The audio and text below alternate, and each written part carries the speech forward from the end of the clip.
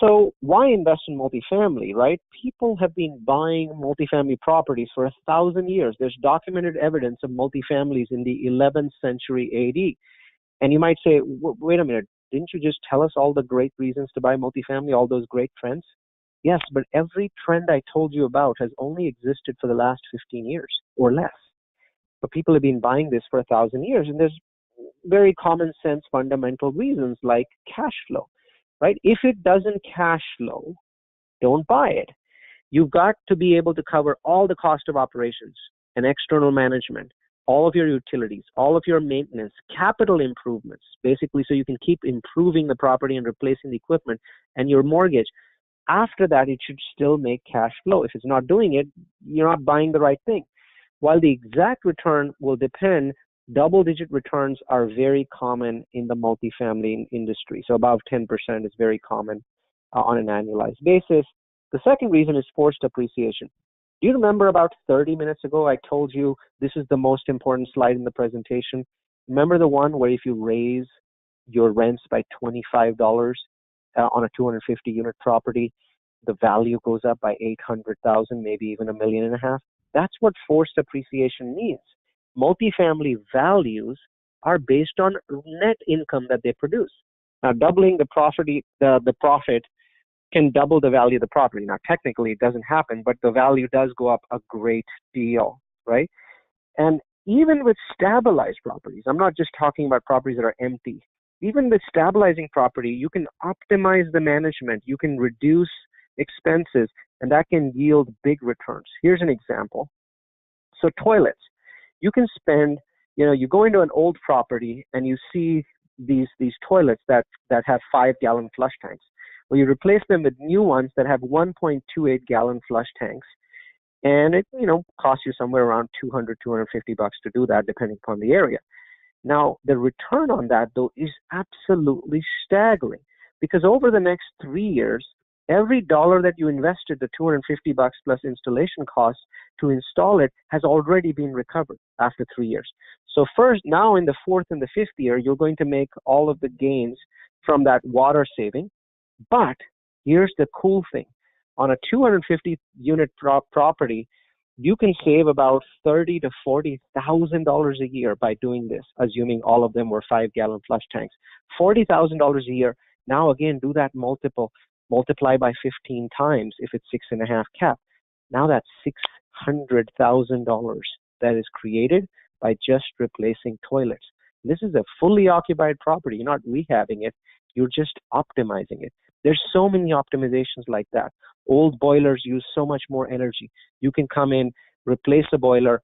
You can capture your capex over the next 3 or 4 years, but then when you're selling, again, you get that 15x multiple for that new income. So there's so many different ways of creating money in multifamily. Here's my favorite: professional management and metrics. I've been a chief operations officer of a company that had 350 employees.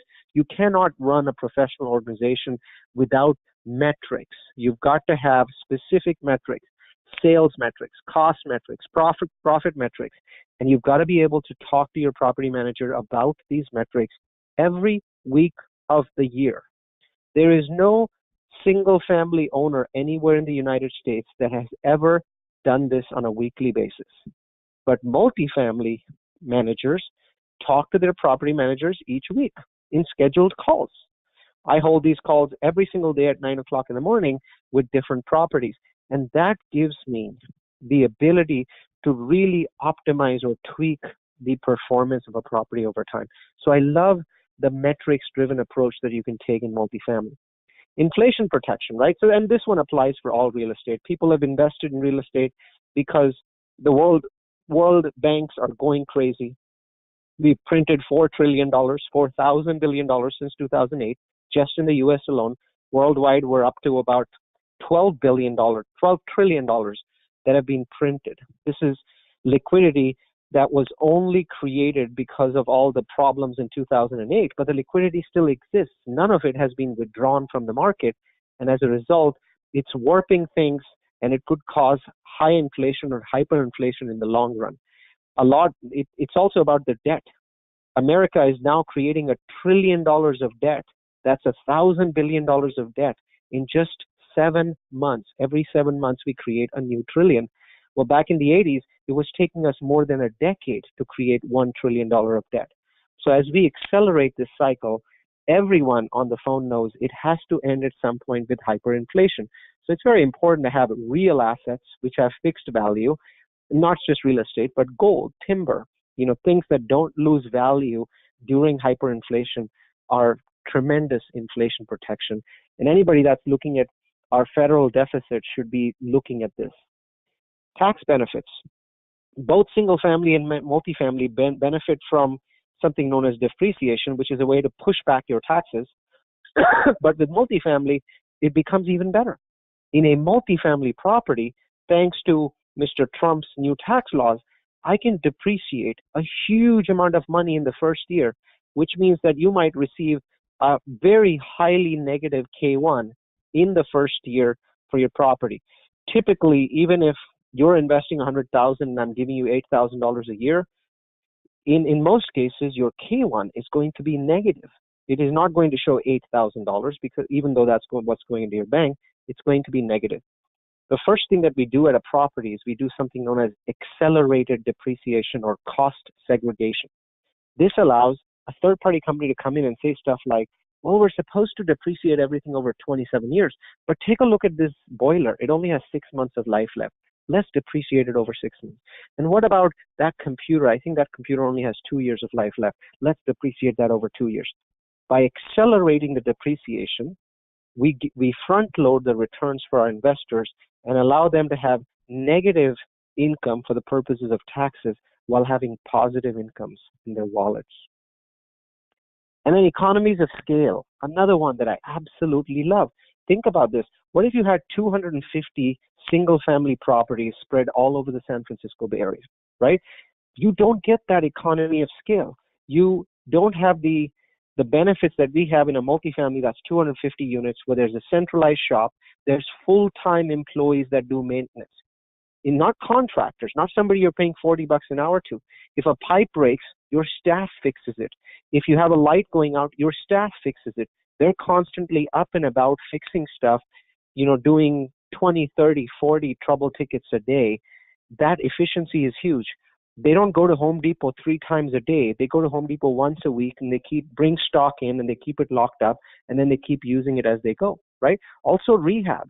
Think about it this way. You have a single family property, one property, and you have a tenant in there. Your occupancy is 100%. What if that tenant leaves? Your occupancy now is 0%. But in multifamily, on a 250 unit property, if 10 units are empty, you're at an awesome occupancy of 96%. And those 10 units that are empty, you can rehab them and you don't have to worry about the fact that you're not getting rent. Because 96 is considered an awesome number in multifamily, and you still have 10 units to rehab that your staff, the people that work at the property 9 to 5 every day, they can rehab them. And with multifamily, we don't rehab them like single families. We spend $5,500 to $6,000, rip out the carpet, replace it with laminate. We just redo the countertops, we'll put in new appliances. It's all cosmetic. It's cosmetic rehab, and it makes it turnkey. It makes it it have economies of scale because you're just doing the same replacement unit to unit to unit. You're not doing new things. And it makes it so much faster that you can rehab units within a week, sometimes as little as 3 days.